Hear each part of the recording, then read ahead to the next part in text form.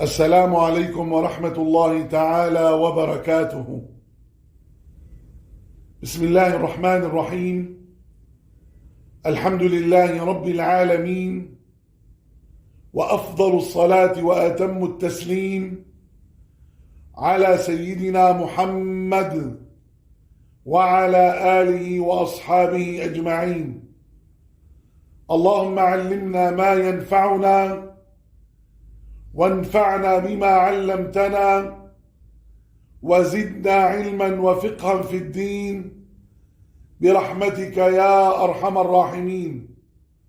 اللهم أعطنا سؤلنا واقض لنا حوائجنا على الوجه الذي يرضيك عنا برحمتك يا أرحم الراحمين. أيها الإخوة الكرام، أجر الصابرين المحتسبين. أيها الإخوة الكرام، يقول ربنا سبحانه وتعالى في القرآن الكريم في سورة البقرة: ولنبلونكم بشيء من الخوف والجوع ونقص من الأموال والأنفس والثمرات وبشر الصابرين.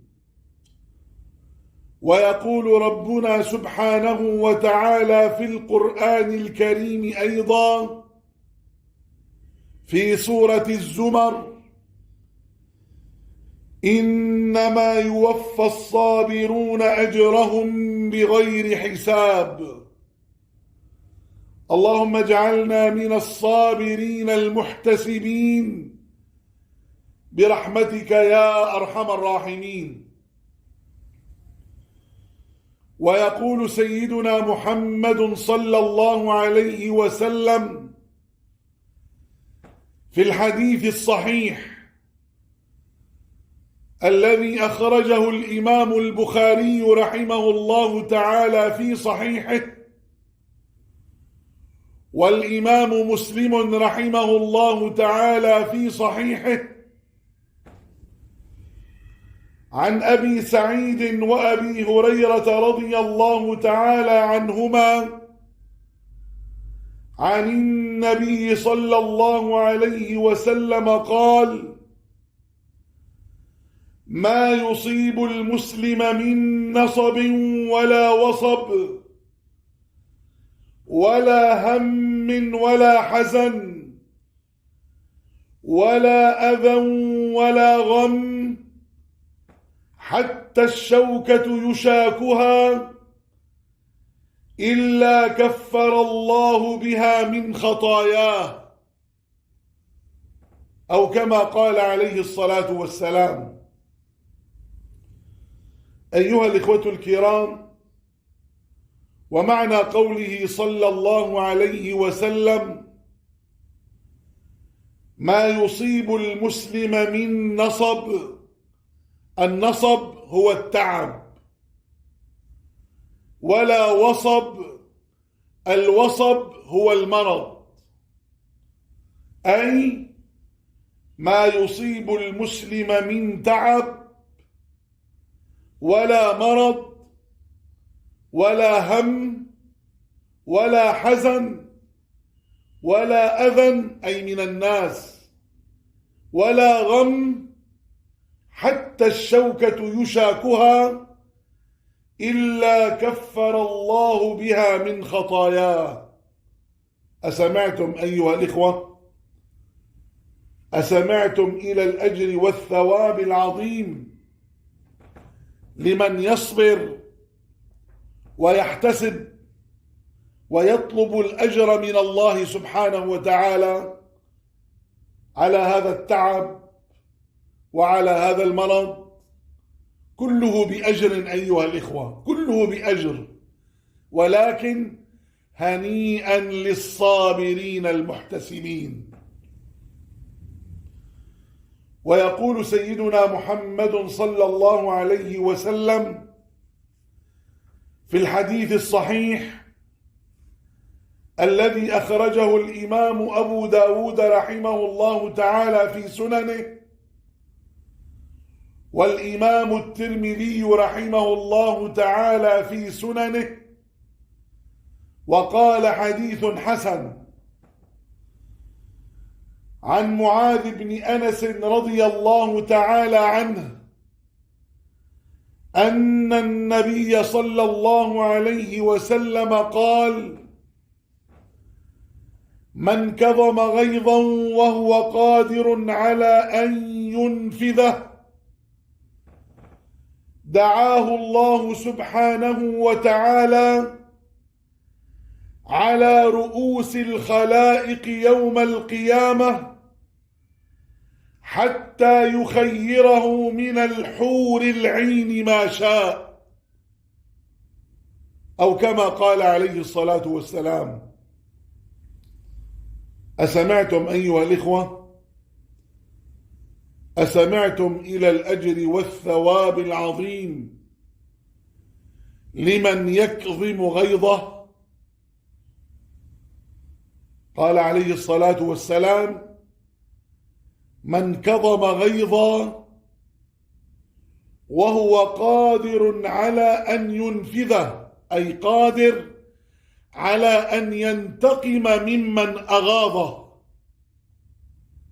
دعاه الله سبحانه وتعالى يوم القيامة على رؤوس الخلائق حتى يخيره من الحور العين ما شاء. هنيئا للصابرين المحتسبين.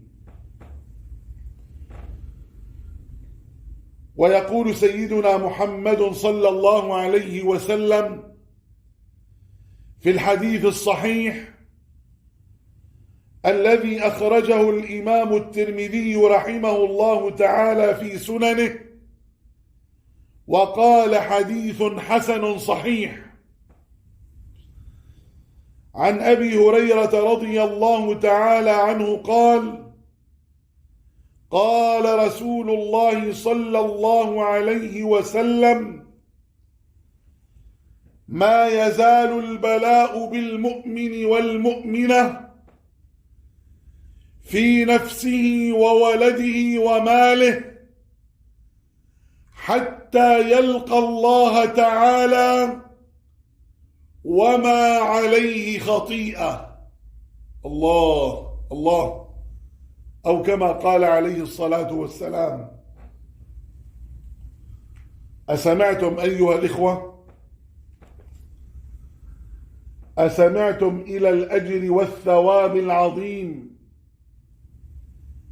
للصابرين المحتسبين؟ هنيئا للصابرين المحتسبين لما يأخذوه من الأجر والثواب العظيم بسبب صبرهم على البلاء والمصائب. ما يزال البلاء بالمؤمن والمؤمنة، أي ينزل بالمؤمن والمؤمنة. ما يزال البلاء ينزل بالمؤمن والمؤمنة في نفسه، يصيبه مرض في نفسه، وولده يصيبه مرض في ولده، أو ربما يموت ولده، وماله ربما هذا المال يسرق، ربما هذا المال ينهب يسلب، ربما هذا المال ينصب عليه فيصبر ويحتسب.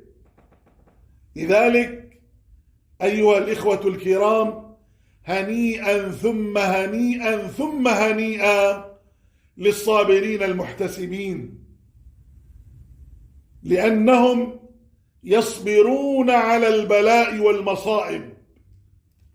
إنهم سلموا أمورهم لله سبحانه وتعالى وامتثلوا أمر الله سبحانه وتعالى وصبروا على البلاء حتى ينالوا البشارة التي ذكرها ربنا سبحانه وتعالى في القرآن الكريم: وبشر الصابرين. يا ترى ما هي هذه البشارة أيها الإخوة؟ وهي أن يدخلهم ربنا سبحانه وتعالى الجنة يوم القيامة بغير حساب ولا سابقة عذاب. قال ربنا سبحانه وتعالى في القرآن الكريم: إنما يوفى الصابرون أجرهم بغير حساب. لذلك من ابتلي فصبر فله الجنة. اللهم اجعلنا من الصابرين المحتسبين برحمتك يا أرحم الراحمين. اللهم اجعلنا من الصابرين المحتسبين برحمتك يا أرحم الراحمين، حتى نكون من الذين يدخلون الجنة بغير حساب ولا سابقة عذاب. يا رب يا رب، نسألك أن تجعلنا من الصابرين المحتسبين نحن وجميع المسلمين في مشارق الأرض ومغاربها، وكل من يلوذ بنا برحمتك يا أرحم الراحمين. آمين آمين آمين، والحمد لله رب العالمين، وصلى الله وسلم وبارك وعظم وأنعم على سيدنا محمد وعلى آله وأصحابه أجمعين. والسلام عليكم ورحمة الله تعالى وبركاته.